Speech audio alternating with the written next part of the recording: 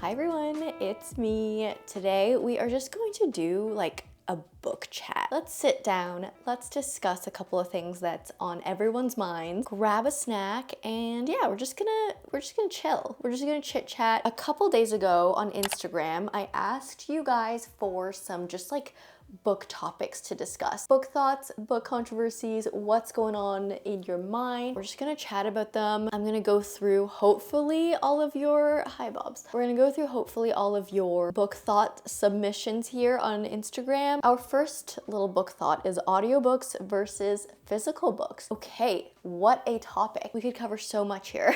To start, I am actually not an audiobook girly, not because I have anything against them, but because I have not really given them a try. I think the only audiobook I have ever listened to was actually more of an audio adaptation. It was of 1984 by George Orwell, and it was fully just like, it was like a play. It was like a fully produced play that wasn't really like a traditional audiobook where like the entire words of the book are read to you out loud, you know what I mean? So I actually have not experienced the audiobook, and yeah, it's nothing that I have against them. I have not gravitated towards them. I like reading paper books. Like when I'm reading, I just prefer to like read words on a page. I also find a lot of the time, like nowadays, whenever I listen to things, like whether it's a podcast or a YouTube video in the background, I usually listen to things while I am doing something else. So like if I'm doing kind of like a monotonous task, or like if I'm making a thumbnail, for example, for a YouTube video, I'll put on a podcast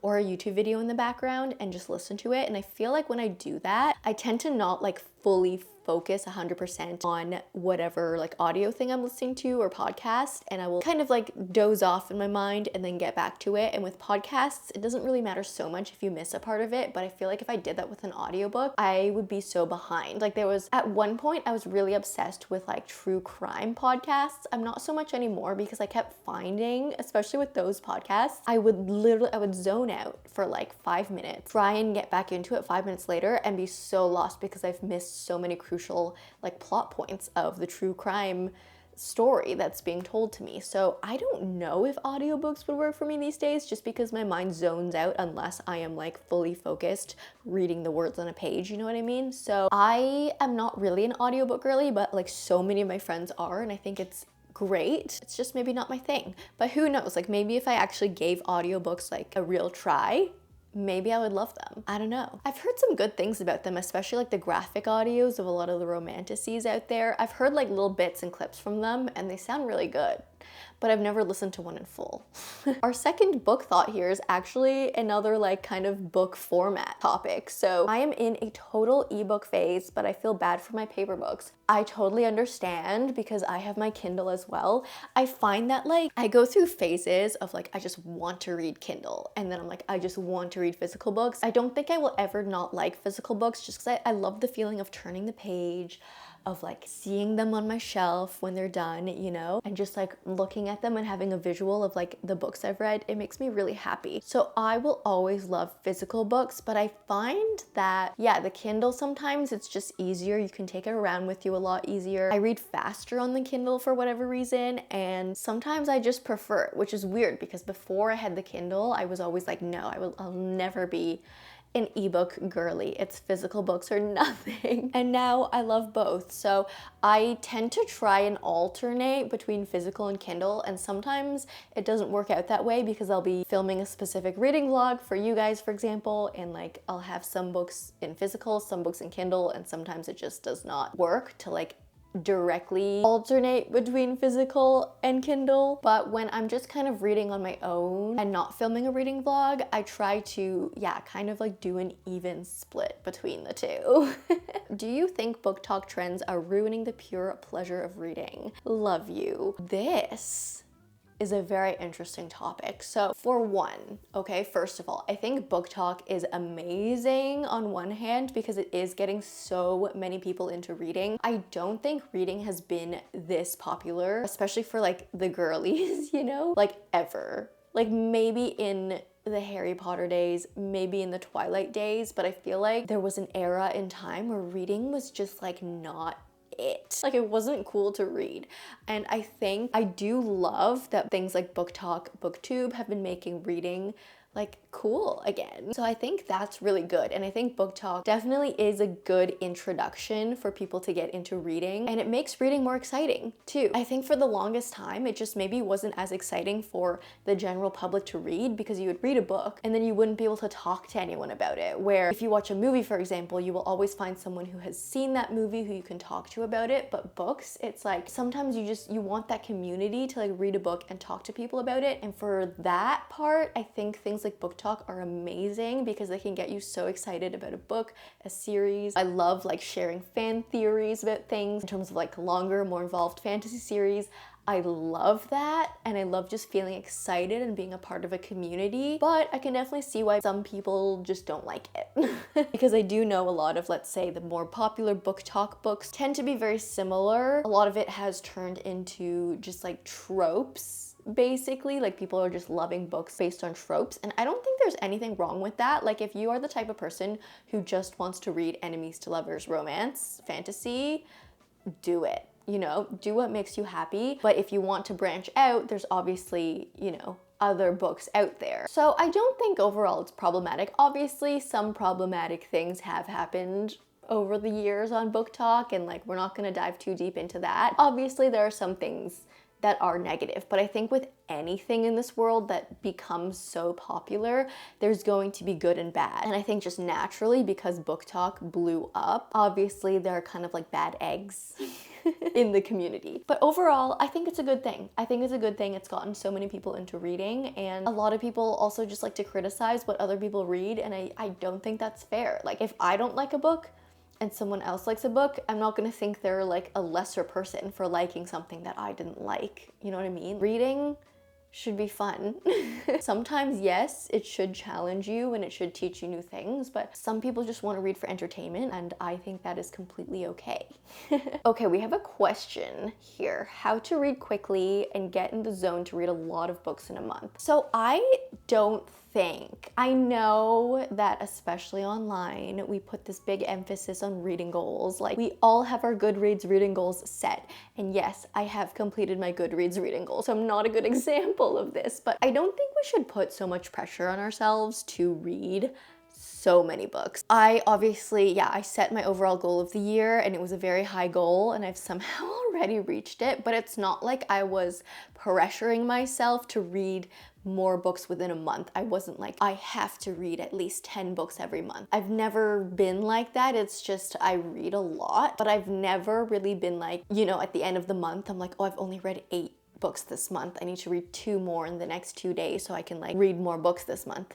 I think that's just, it's too much pressure, and like, why do that to yourself? Especially if you're the type of person like me who like reads for pure enjoyment, to like make myself happy. Putting such like a direct goal on that would just ruin the fun. For example, you would never be like watching a TV show and you'd be like, oh, it's the end of the month, I wanted to watch 4 series this month and I've only watched 3, so I need to watch another whole series by the end of the month. Like you would never do that, so why do that with books? Something to think about.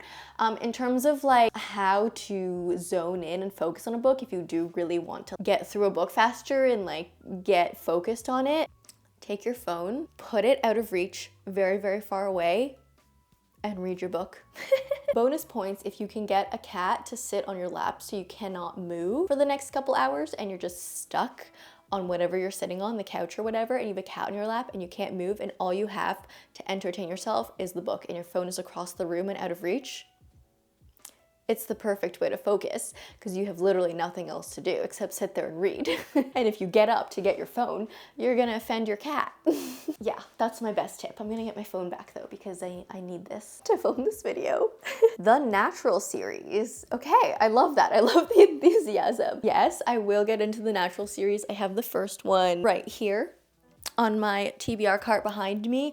I did actually recently start the Inheritance Games by Jennifer Lynn Barnes though. So I think just because like the nature of how addictive that series is, I need to finish that series first before I start into the Naturals. So it could very well be a while before I get into that, but I love your enthusiasm for the series and I'm excited. How to read more even working a 9 to 5. Okay, this is like kind of similar to the other one. Put your phone away.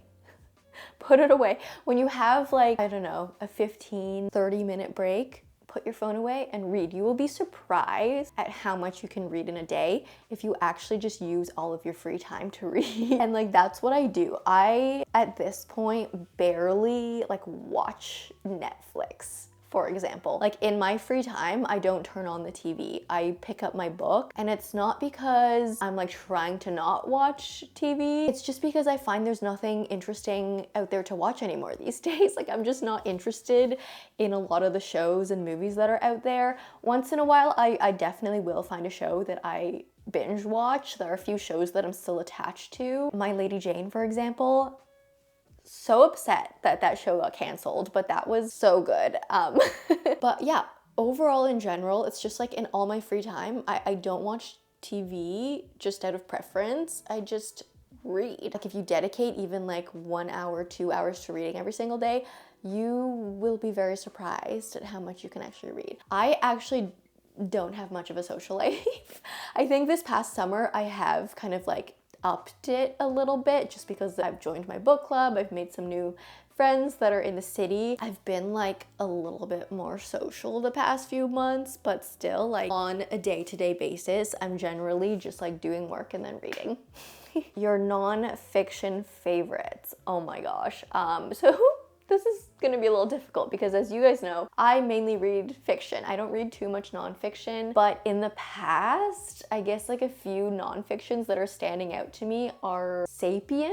I forget who that was by. Should I look this up? Probably. If I want to be a good YouTuber, I will look it up. By Yuval Noah Harari. This was a nonfiction. It was basically the history of how humans became humans. Like, we went through all the stages of humans. It was very intriguing, very interesting. Definitely like a more dense read in terms of the subject matter, like very historical, but I feel like the way it was written, it made things interesting. Another nonfiction that, what was it called? I'm trying to find it. The Hidden Life of Trees by Peter Wohlleben. This book was truly fascinating. It talked about like the trees, the lives of trees, the evolution, the cycles, and like how trees are kind of like sentient in a way. And it also talked a lot about the mushrooms, like the mycelium that like interconnects all the forests and trees and stuff. And it was so fascinating. And this is another book that's like, it's definitely very scientific, but the way it was written kind of made the trees like have personalities in a weird way. Yeah, those are the two nonfictions that are just, I guess, standing out to me. But I haven't read a lot of nonfiction, so that's like 2 out of like the 4 nonfictions that I've ever read in my life. Sometimes I would like to buy fewer physical books, but reading them is much more enjoyable. Yeah, totally understand. Because I have my Kindle now, I am trying to prioritize ebooks, but I also still love physical books. Like, I literally have a full shelf of physical TBR behind me. I try to, if I know there's a book that I'm like just reading for fun and I'm probably not gonna love, I try and just get it on Kindle. Usually, I guess more like quick thriller types, maybe quick romances. I'm more than happy to just like have the Kindle version. And then for more like, I don't know, longer series that I want the collection in physical, those are the books that I prioritize buying in physical form. But I totally get you. It's like a never-ending struggle. Top 3 books you wish would be adapted to film, TV, and your dream casting for the lead roles. Oh my god, this question's gonna take me forever in terms of casting. Okay, you know what, maybe this is not gonna be too hard. But Throne of Glass, I feel like would make an amazing live action series, like Game of Thrones style, high fantasy, just like a really, really long, like give me 8 seasons, give me 1 season per book. I think that would be incredible. And it would basically be the cast of The Witcher. I think Fourth Wing would make a really, really good movie series. Not TV series, movie, like film. I could just picture it. It's Divergent with dragons, so just like remake Divergent but better and not ruin it, and then add dragons. That would be so exciting. I feel like Happy Place by Emily Henry would make such a good movie, and I think they're turning it into a TV series, which I don't really agree with. I think Happy Place would be a better movie. I think if they made it a series, it would just drag on for too long. Like, what what are you gonna make this series about? Like, I guess they would make it dive more into like the backstories of the characters and spend more time with like each character POV versus just like the main romance in it. But I don't know, I feel like it would be such a good movie. I feel like a series would drag it out. And so I don't know why they made that decision, but maybe it'll be good. Maybe it'll just be like good vibes. I don't know. In terms of casting, I have no idea. I don't know. I also did not really speak to casting about Fourth Wing, but I saw someone suggest, what's his name? The guy from Riverdale? What's his name? I saw someone suggest him as Xaden, and I never would have thought, but then after seeing that person suggest that, I was like, oh, you know what? I really see that. What's his name? Hold on, I have to find his name. Charles Melton. And there are so many pictures of him like dressed in black and having that like Xaden look, and I'm like, I could totally see that happening, but I would never have thought that. Now that I've like seen it, I can't unsee it. In terms of everyone else, I don't know. I don't know about casting. Oh my gosh, this is so sweet. I just wanted to say I love you and your channel feels like I'm watching a friend.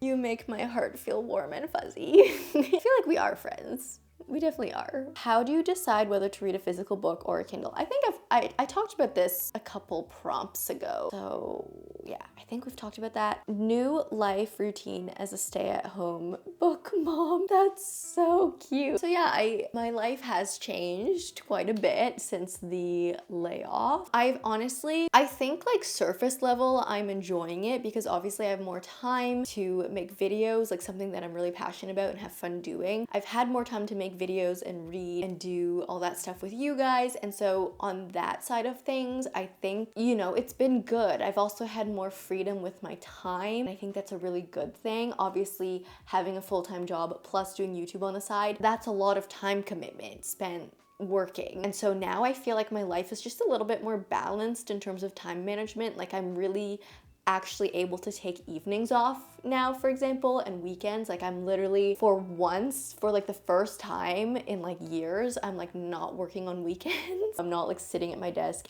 editing every single weekend. And I think that side of things, it's been good. But I just wish that I had some stability in my life. Like obviously I'm not getting a paycheck, and that's very important in terms of like literal living, like life. You need a paycheck to pay for your life, and I haven't been getting that for the past like 3-4 weeks now. So that side of things is stressful. I think also just the unknown of what's gonna happen next. Obviously I have been on the job search, just kind of conflicting. Like on one hand, I'm enjoying my time, but on the other hand, I would just much rather get back to the regular scheduled program. You know what I mean? Like I need my salary, I need to keep growing my savings so I can plan for the future and like the next stages in life. I just feel like my life has been kind of put on hold for the past month, and as someone who's 31 years old, who is kind of like on the brink of moving to the next stage in life, I feel like I've been set back a lot just having this past month as like I don't want to say non-productive month because I have been productive. Like I've been doing like double my output in terms of videos for you guys, but it's so conflicting. It's such a weird feeling. I, on one hand, do love this sort of pace where I can work for myself and do YouTube and what I'm excited about, but it's not enough to make a living.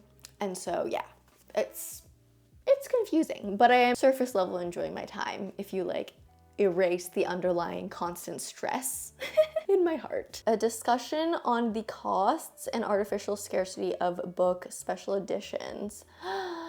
Okay, we're getting deep again. First of all, I love special editions. Guilty pleasure, okay? I love special editions. I love beautiful books. I have bought books in the past literally because they are pretty, because they have sprayed edges. I love it. I love the look of pretty books on my shelves. On that side of things, I do love special editions. I do, though, also kind of realize a bit of a problem that it's causing. I don't think special editions themselves are a problem. Like if a publisher is just reprinting a popular book in like a special anniversary print, or if they want their first run print to be like more intricate with sprayed edges, etc., I think that's fine. I think it's a good marketing tactic to get more sales, get people excited about a book, and I think that's fine. I think where there's a problem in terms of this whole special edition artificial scarcity thing is For example, when Sarah J. Maas, love Sarah J. Maas, by the way, don't get me wrong, but when she released like House of Flame and Shadow, for example, and there were like, what was it, like 8 different editions with different bonus chapters on them. So if you wanted all the bonus chapters, you would have had to buy like 8 copies of the book. I think that's a bit too much, you know? If you want to release one special edition that has a bonus chapter, do it. But the fact that there were so many editions with all these different bonus chapters, I feel like was too much. I love the bonus content, but yeah, that was just overkill. Like, why not release like one special edition that has a couple of bonus chapters at the end and call it a day? They obviously wanted people, like they wanted to encourage people to buy literally 8 versions of the same book, and I don't think that's cool, especially when everything else about the book in terms of like outer physical appearance was the exact same. Like, what is anyone gonna do with 8 identical looking copies of the same book on their shelf? I think that's a bit ridiculous. I have, though, been appreciating the way that Rebecca Yarros, for example, has been doing her bonus chapters. I know, like, after Fourth Wing was released, she's released a couple different versions of Fourth Wing with bonus material, bonus chapters, but when those are released, she will also just publish, like post the bonus chapter on her website. So they're free for everyone to view. If you want to read them, you can access them on her website. And I think that's a really good way to do it. Also, because all of her special editions with bonus chapters are at least different as well. Like on the outside, it's a different design, it's a different color. It's offering more new versus just like one book that's the same except for one different chapter inside. So I think they're good and bad ways to do it, and we've been kind of seeing both over the past few years. But yeah, in terms of like special editions as a general topic, I don't think there's anything wrong with them. But yeah, when it gets too much, it's like, this is such overkill. And overall, I do think books are way too expensive, especially in Canada. I actually have a friend who went to Indigo the other day to buy a book, and she just, I don't know, picked up a book. It was a hardcover, but it wasn't like a special edition. It wasn't anything. She didn't really like take a look at the price because she was like, yeah, it's just a book. It was a nonfiction. She goes up to the cash register and like including tax and everything, it was almost $60 for one book. And it wasn't even like, yeah, it wasn't like a large tome. It was a very regular size book. It was not a special edition. It was not personally signed by the author. It was just $60 for one book. I was like, that is insane. I have been using Book Outlet a lot, for example, for buying physical books lately, and I think it's definitely a much more friendly option where books are like anywhere between $8 to $13, paperbacks, hardcovers, everything. And I think Book Outlet has been saving my life because $40, $60 for a single book, that's not even a special edition. It's too much. Book icks. Oh, you know what? Okay, it's coming to me. So, you know when books have like the jagged edges? I have one right there. Hold on, I'm gonna go get it. Sorry, I'm using Demon Copperhead as an example, but when books have this like jagged edge thing, can you see? It's like all the pages are like not even. I don't like that. Like what is the point? It makes the pages so hard to flip, makes it so hard to grab just like a single page and flip it. I don't like it. I don't like the feel of it. And it ruins my overall reading experience because like, you know, the tactile, the sensations. I hope that answers your question or thought enough. What is your favorite book in each genre? What book genre do you not read? Ooh. So a genre that I do not really read is nonfiction. I think especially self-help. I've never really read one, so I have nothing like bad to say about them, and I know a lot of people who do read them, and I think it's great if you enjoy those books and they give you guidance, they help you. I think it's really great, but it's just something that I've never gravitated towards. And then yeah, just nonfiction in general. It just doesn't appeal to me. I also don't really read like sports romance or cowboy romance. I don't know. And then, okay, favorite book in each genre. So fantasy is my biggest genre. You guys, I can't choose a favorite fantasy because there are like different fantasy types or fantasy subgenres, you know what I mean? But I would say, I mean, like the one that always comes to my head these days is Throne of Glass. It's just so good. And then the Poppy War also comes to mind. Recently, A Song to Drown Rivers. For romance, I would say Happy Place by Emily Henry. What's another genre I read a lot? Thriller? Oh, I don't know. I don't know if I have a favorite thriller. I liked, what was it called? The First Lie Wins. I liked that in terms of a thriller. But I think in terms of like thriller mystery, I like mystery better. I recently read The Inheritance Games, which was like just like so much fun. It was pure entertainment. It was so addictive. It was something that was so absurd and like not to be taken seriously, but it was really fun. And then I also really loved Where the Crawdads Sing for like a mystery type of a book. Historical fiction I read a lot. So if I'm looking that way, I have like my big bookshelf over there. And like obviously up here as well. Oh, there are so many good fantasies. Like A Darker Shade of Magic, also my favorite. Once Upon a Broken Heart, that's definitely like a romantasy favorite. There are so many. There are too many. Where was I? Historical fiction.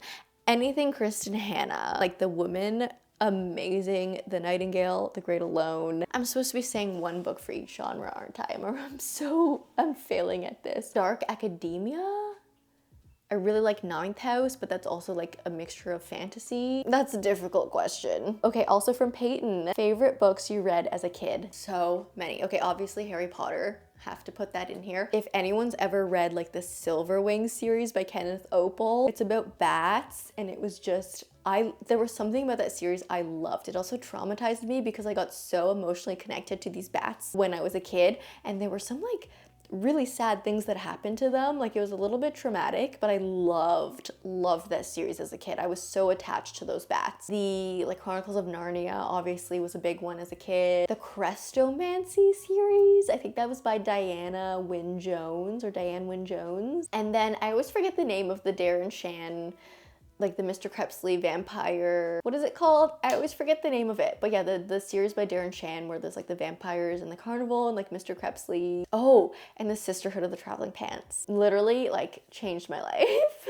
Sometimes I do judge a book by its cover. Oh, totally, me too. Don't you worry, I'm with you on that one. Have you ever tried Fable? I haven't. I am a pure Goodreads user at the moment, but I know a lot of people recommend Storygraph for more like of a comprehensive way to like visualize the books that you've read. And I've heard Fable is really good if you want to do like a book club. So I might look into maybe Fable if we want to do like a book club here. Yeah, I don't have anything else other than Goodreads currently, but if you guys want me to be on Storygraph or Fable or like do a book club or something, let me know because maybe that would be fun. Thoughts on Throne of Glass reading order for my first time reading through it, and should I tandem read? Okay, so when I first read Throne of Glass, I'm currently rereading right now actually, which is funny, but on my first read, I did Throne of Glass, Crown of Midnight, Assassin's Blade, Heir of Fire, Queen of Shadows, and then I did do the tandem read for Tower of Dawn and Empire of Storms, and then over to Kingdom of Ash.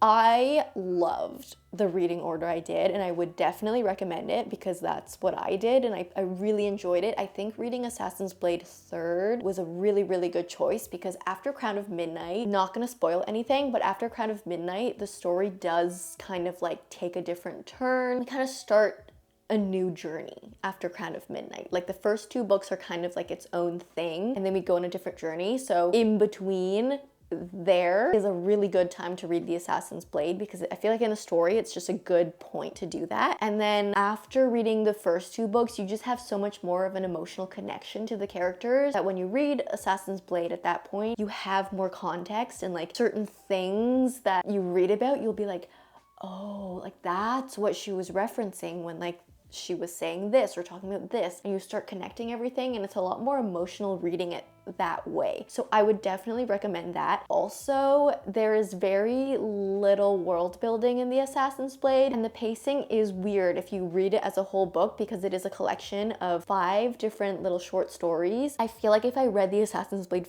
first, I just wouldn't feel a connection to the characters. I feel like the pacing would have like irked me, and I just wouldn't have gotten the world building. So I think reading Throne of Glass and Crown of Midnight first is good because you get like the regular pace of a story, you get all the world building, you get introduced to the characters, and then you read kind of like the side stories of them afterwards. So I do recommend that. On my reread I'm currently doing though, I read Assassin's Blade first and it kind of hits hard in a different way, but I can't judge it in a direct way because obviously now I've already read the entire rest of the series. I would recommend the way I did it, and then if you reread it, try Assassin's Blade first because it does have a different effect, but I don't know if I was new to the series, like what that effect would be. You know what I mean? I do recommend the tandem read. I think on my reread now, I'm gonna try not doing the tandem read and I'm gonna try reading the books just like on their own, see how that affects me, because I know doing the tandem read, like those two books are so long. I think they're like 800 pages each. So like you feel like you're reading those books for so long when you're doing the tandem read, but I enjoyed it because like seeing everything that happened side by side, parallel in time, was really interesting. It felt like watching a TV show when you're like jumping back and forth between all the different POVs and like across the different lands. I really enjoyed that experience. But yeah, I've never read them like as their own books, and I will maybe in the next month or so. So I don't know. I'll let you know maybe after, once I read them like separate, but I did do the tandem read and I loved it. So Quicksilver. I love just like straight to the point Quicksilver. I have not read Quicksilver. I do have it on my Kindle and I will probably get to it at some point just because I'm so curious to see what this book is about that's been trending everywhere. But yeah, I haven't read it yet. Let me know your thoughts on Quicksilver. New fantasy and romantasy books are usually too cliched and predictable nowadays. Agree and disagree. I think there's definitely like a big romantasy genre now that, yeah, a lot of it is based on similar tropes. I talk a lot about Powerless and how it's almost a copy paste with Red Queen in the Hunger Games. I think there definitely is a lot of like, I don't want to say bad, but I want to say mass marketed romantasy out there. And if you're the type of person that enjoys those books and like just loves reading kind of like the same story and the same tropes over and over again in different forms, I think it's great. Again, like read what you enjoy. But I do get the frustration sometimes. Like I definitely have read a lot of books that have been trending on booktok. I've read them and I'm like, why is everyone so excited about this? Like I feel like I've read this so many times before that it doesn't get me excited anymore. And like people are maybe reading the books just because they feel comforted reading those types of stories. It does frustrate me. It does get me annoyed sometimes. I'm like, I don't want to read the same thing over and over and over again all the time. Sometimes I do, not all the time. You have to be smart with the way you choose books. Like sometimes I obviously will jump into the hype and read books that are, you know, super popular and probably very tropey. And sometimes I do end up enjoying them, but it's like I'm not going to just get all of my book recommendations from booktok. I'm also going to like go out there and find other books that I am interested in reading and, you know, yeah, diversify my book tastes kind of. But yeah, I don't see a problem if someone's just reading those books because they enjoy them. But it is frustrating that there are so many copy-paste books now out there. And sometimes you just have to like try and dodge them. More people need to read The Last Murder at the End of the World. I have not read that book, so maybe I should be one of those people that reads it. Ranking the Ali Hazelwood books you've read. Okay, we recently actually did this in our like little book club, our like local Toronto book club. So I already have this answer prepared for you. Least favorite, Not in Love. I think second least favorite, or third overall, like third top, Love Hypothesis. In second place, I liked Bride, and then my favorite Ali Hazelwood is actually Check and Mate, which was her YA chess series. I think Ali, her strength is in her humor and her like rom-coms. I don't really like her smut that she writes, so I loved that there's no smut in Check and Mate because it's YA. It was basically the Queen's Gambit, but like more cutesy, more demurtsy.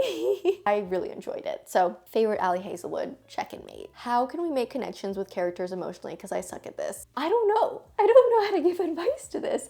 I think I don't know how to like tell someone to connect to a character. I think you either connect with a character or you don't. Like sometimes you find things to relate to characters, sometimes you don't relate to characters at all, but they're just written so well that you feel for them. Maybe just try different authors, try like diversifying the types of books that you read, and maybe you'll find some characters that you connect to more than others. But yeah, I don't know how to give like tangible advice for this. If anyone has advice for this, put in the comments down below because let's all help each other. But yeah, I don't know. I think just sometimes I connect to characters more than others. Powerless, for example, I'm sorry for hating on Powerless so much, but like Powerless, for example, so many people out there have connected to Peyton and Kai, and I just haven't.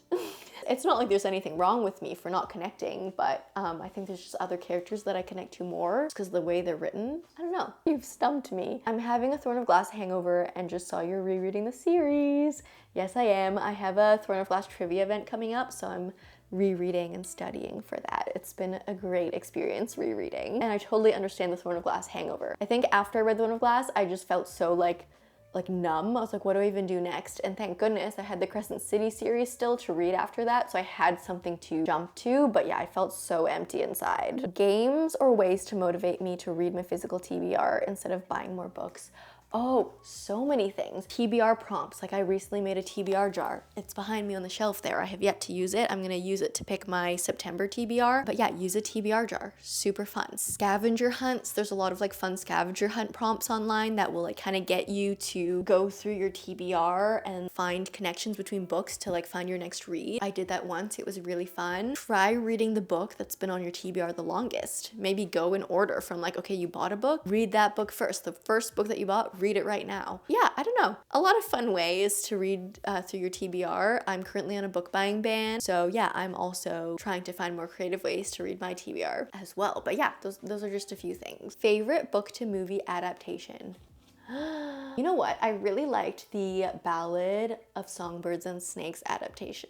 I felt like kind of like mediocre about the book. I enjoyed it, but I feel like the movie, you kind of like felt for the characters more than in the book. Like the book really vilified Snow a lot more, which was like the point. Like that's what you're supposed to feel. But I feel like the movie made you like connect to him and feel bad for him a lot more. So when he turns into the villain that he is, you feel it a lot more when you're like attached to the character and then you see him turn evil. You're like, oh no, and you feel it a lot more in your heart, where like if you don't like the character in the first place and then he turns evil, you're just like, oh, well, whatever. So I think that movie adaptation was actually done like very, very well. I just love all your book videos, so no ideas, just keep doing what you're doing.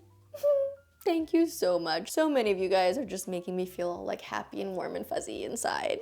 I appreciate you all. What book got you into reading? I think the first, okay, if we're talking about like childhood, I think the book that got me super, super, super into reading was Harry Potter. Like it was the first series that I was like, I feel like these characters are real life. Like I had read before then, but books always just felt like books until Harry Potter, which made me truly believe. Like I truly believed I was a witch and I was gonna get my Hogwarts letter. And when I turned 11, I was so sad when it didn't happen. But yeah, Harry Potter was the first book that made me feel like, oh, wow, like there is the possibility of this other world. So I think that's really what made me fall in love with reading. And then if we're talking about like current day, because when I went to university, I did stop reading for fun. Getting back into reading, especially like in my more like recent years, the book that actually, like the first book I picked up again was It Ends With Us by Colleen Hoover. And I know that's the book that got a lot of people back into reading, or got people into reading in the first place. It was just out of curiosity because yeah, I hadn't read regularly in a while. I think like I had read like a book a year or something, or 2 books a year for that kind of like slower reading phase in my life. But I was so curious to see what this book was that everyone was talking about, so I picked up It Ends With Us. I didn't love it, like a lot of it was kind of cringy to me, but overall it made me emotionally connect to it enough to like kind of kickstart my reading journey again. And then I think the second book I picked up after that was The Atlas Six by Olivia Blake, which was another book that I was kind of like mixed feelings on. I think what got me back into fantasy, I mean, I guess I read the Atlas Six, but I didn't really like, that didn't kickstart my fantasy love because I was like, again, like so mixed feelings on that book. But I think what like kickstarted my fantasy love again was The Invisible Life of Addie LaRue first, which like I read and I was like, okay, I get it. I'm feeling it again. Like I'm feeling the magic that like stirred up all these like old magical feelings within me. And then I read Fourth Wing, and that like really kicked me back into like the big fantasy series. And then I spiraled from there. I got into the, you know, the whole Sarah J Maas universe. And then since then I've read so many different fantasy series. So yeah, that's what got me back into reading. I think that was the last, yeah, that was the last response I got on that Instagram story. So thank you guys for submitting all of those topics to talk about. I had a lot of fun just like having this casual chat with you guys. So if you liked this video, I wonder if this would be fun to do like maybe once a month, just get like, I don't know, your recent book thoughts, maybe things that are going on in the book community, and we can just like sit down and chat about them. Maybe I'll do this once a month if you like it. So let me know in the comments if you do want to see more of these, if you liked it. So yeah, if you did like this video, please leave me a like and a comment. If you don't know what to comment down below, actually, yeah, if you don't know what to comment down below, maybe give me more book thoughts to react to for the next time I do this type of video. I think that would be fun. I will also probably ask for more thoughts on Instagram, so go follow me over there to like stay updated with my stories and stuff when I look for things to talk about. If you like me, subscribe, do that bell thing, and I will see you in the next one. Bye!